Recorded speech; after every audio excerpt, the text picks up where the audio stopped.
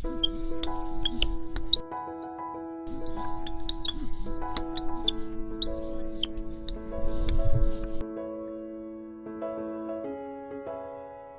our entire lives, we are in search of some creed, some ism. We seek certainty and somewhere to belong, someone to rely upon.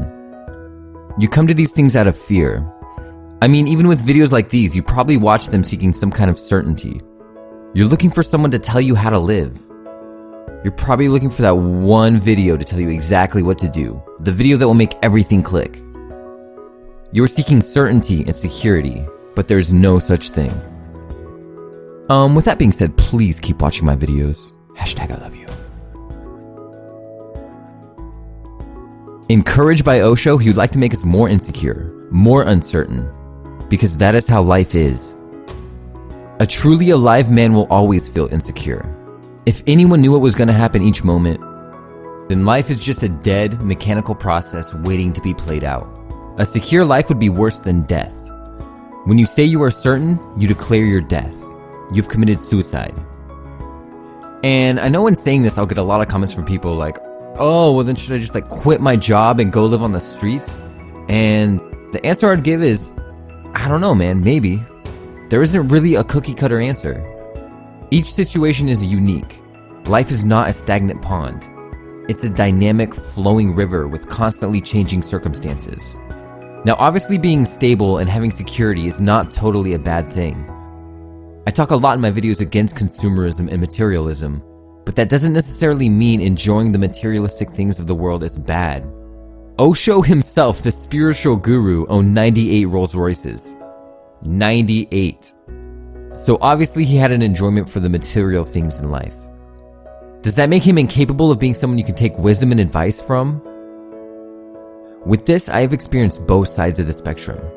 When I was 19, I landed the secure, comfy, cushy sales job. I thought I hit the lottery. All my life, the bar for a successful life was a good job that you can retire on. And just like that, I already had it.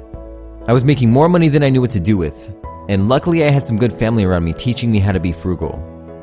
Friends told me how jealous they were of me. Family was telling me how proud they were, that I was successful. And I was so happy. I had taken a risk, moved from my small town, and it had all worked out. There was gonna be a happily ever after. But soon, the novelty wore off, and every day started to look like the last. And 3 years passed in a blur. I knew I needed a change. I started to spend every day at work reading about people who were living on the edge. People who were bold, taking risks, and making life an adventure.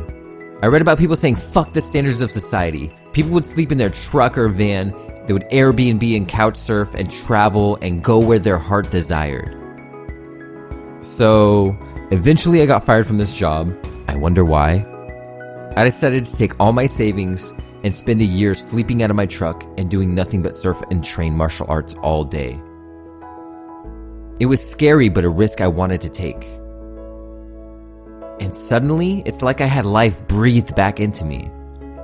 Every day seemed brand new, different from the last.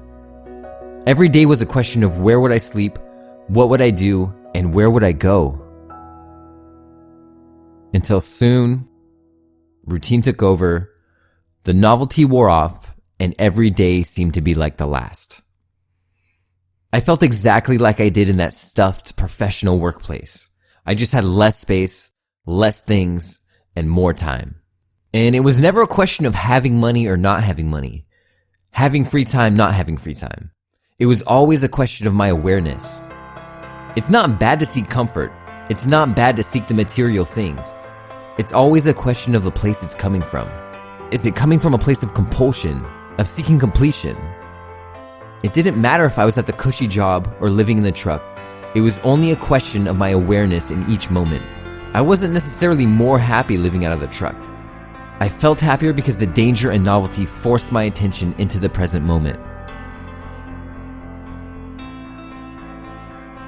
What is the right thing to do in each moment? It is that which is harmonious with nature and with existence. What does this even mean? What is right? It can't be described. This is why you must stay alert in each moment. What is right one moment is wrong the next. and you cannot depend on ready-made answers. You must maintain awareness to respond to a changing life. This is why it is critical to live a life of courage, a life on the edge. Who is more aware than the man on the edge of a cliff? Keep your awareness and listen for the unknown. Gather courage to move into it. You will not need to seek the new, for it will come to you in 1,000 ways, if you have the eyes to see it. You cannot keep rejecting the new, for the old has not given you what you seek. No effort is needed, just courage.